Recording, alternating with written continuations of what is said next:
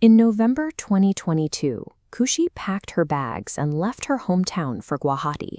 She was moving to the city to prepare for the NEET entrance exam, the high-stakes gateway to India's medical schools.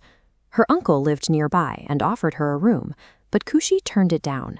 She prioritized her studies and didn't want to be a burden on her relatives. She wanted a separate space to focus, so she rented a room in a local PG. This blueprint shows the top-floor layout of the building Khushi selected. To reach her room, she crossed a narrow passage framed by iron grills. Just past the final door was an open area, where the railing overlooked a massive garbage dump several stories below. When Khushi's parents dropped her off, her mother walked to that railing. She stared down into the shadows of the drop-off for a long time. She told her to never go near that spot at night, though she couldn't explain why. Khushi had secured the quiet environment she wanted.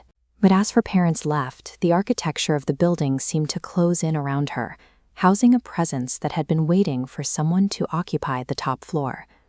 The next morning, Khushi woke up with a crushing heaviness in her head. She dismissed it as the physical toll of the move and the emotional stress of leaving her family for the first time. Her room was triple sharing, but one of her roommates acted strangely. This girl never spoke or attended classes. She simply sat in the corner bed and stared at Khushi with a silent, unsettling intensity. A few days later, Khushi walked to the communal bathroom at the end of the corridor. Standing at the mirror, she noticed blood dripping from her nose. She had a history of sinus problems and assumed the dry air had simply triggered a routine bleed. She reached up to wipe away the few drops, but as her hand touched her skin, her entire face was suddenly smeared red. The bleeding hadn't stopped. It had intensified instantly, covering her skin in seconds. She screamed once before fainting. Khushi's family initially tried to rationalize the event as a medical flare-up. It was a familiar, manageable problem. But as they looked at the sheer volume of blood and Khushi's sudden terror, the sinus explanation became harder to believe. Khushi fled the Guwahati PG and returned to her childhood home in Jagir Road. The family assumed by putting distance between Khushi and the building, her health would naturally return. Instead, Khushi's personality seemed to vanish. The normally jovial girl became entirely mute. She spent her days completely motionless, sitting on the floor, staring at nothing, refusing to respond to her mother's voice. During tea one afternoon, her aunt tried to speak to her. Khushi didn't look up. The cup slipped from her hand and shattered, and Khushi fell unconscious as her jaw locked shut, a condition the family called dantlagna. Panic set in as her family realized she was struggling to breathe. Her desperate uncle was forced to wedge his fingers between her teeth, physically prying her jaw open to revive her. When she finally opened her eyes, she didn't see her family. She pointed a trembling finger toward the empty doorway and whispered that a man was standing there, watching them all. The entity wasn't tied to the architecture of the PG. It had followed her across the state. By the time she reached Jagir Road, the presence had already crossed the threshold from the room into her mind. As Khushi slipped back toward a trance, her father ran to the family temple. He brought back an idol of Hanuman and pressed it into her hands. The moment she gripped the idol, her body stilled, and she seemed to return to herself. A local cleric was called to the house. After examining Khushi, he made a startling claim. This invisible force had been attached to her for exactly 101 days. Khushi's religious habits and Ganesha locket acted as a spiritual shield. This barrier prevented the entity from taking full control over the 101 days. But the shield also frustrated the spirit. Unable to penetrate her mind, the energy directed its aggression toward her physical body. This manifested as physical trauma.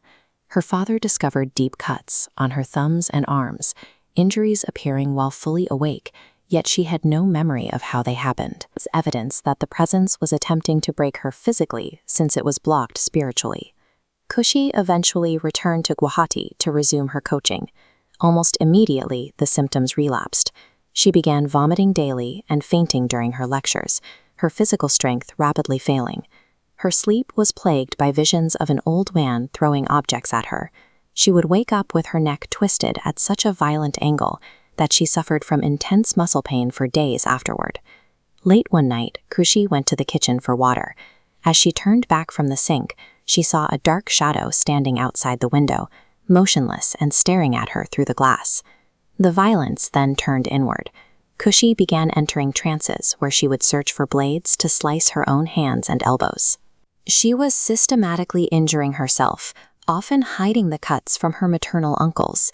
The spiritual shield was effective at blocking an external attack, but it offered no protection against Khushi herself. By forcing her into these trances, the entity used her own hands to inflict the damage it could not cause directly. A specialized priest was finally brought in. He concluded this wasn't a random haunting, but a black magic curse born of a rival's jealousy. Someone had specifically unleashed this spirit to destroy Khushi's future. The priest explained that the spirit sought physical intimacy and would wait until Khushi was at her absolute weakest point, physically and mentally exhausted from fighting, before attempting to overpower her. During a final, grueling exorcism, the priest realized the spirit was too deeply embedded in her aura to be completely banished. It had become a permanent part of her spiritual landscape.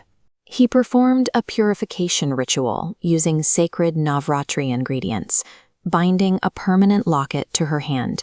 He told her she must never remove it, as it served as the final barrier between her and the spirit. Khushi finished her exams and continues her life, but the priest's warning remains. Survival, in her case, isn't a final victory. It is a state of permanent vigilance, lived with the knowledge that the door is only held shut as long as the locket remains in place.